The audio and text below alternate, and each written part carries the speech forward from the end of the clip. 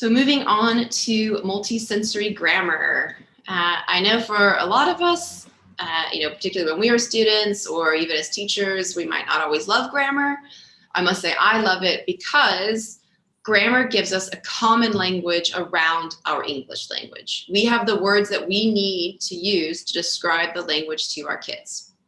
And so multisensory grammar, you really want to use with kids once they're starting to write and it's kind of they've broken the alphabetic code and they're working their way into writing sentences and then moving on into paragraphs.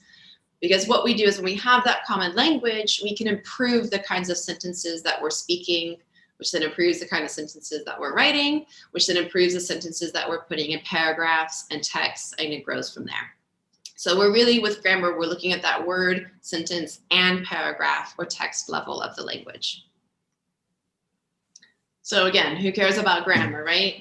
But if we look at that research, it is important. So Dr. Timothy Shanahan, this quote came from him.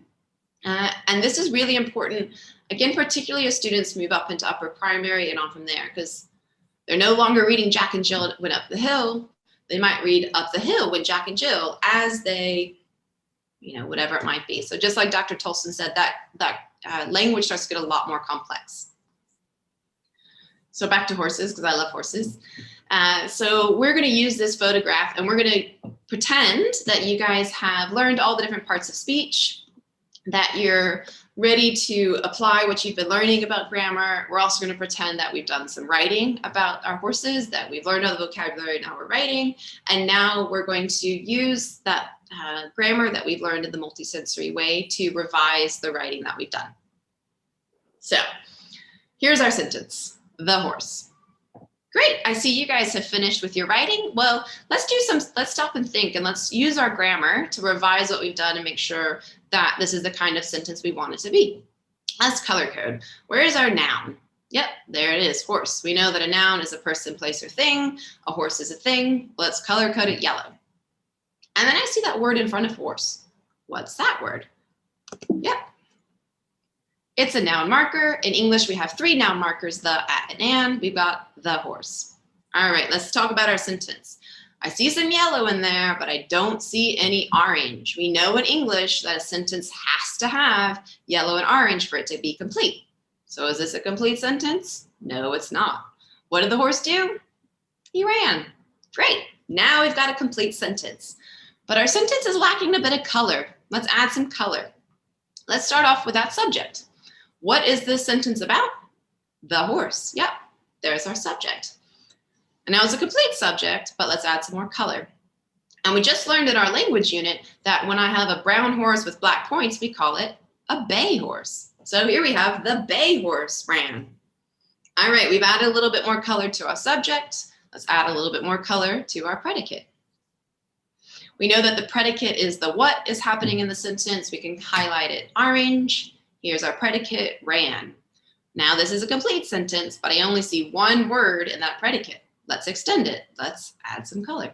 How is the horse running? Well, he's running swiftly.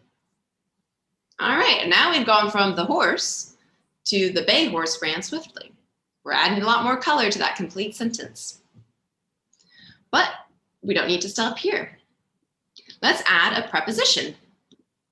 Now we know that prepositions are those little words that show the relationship between 2 nouns.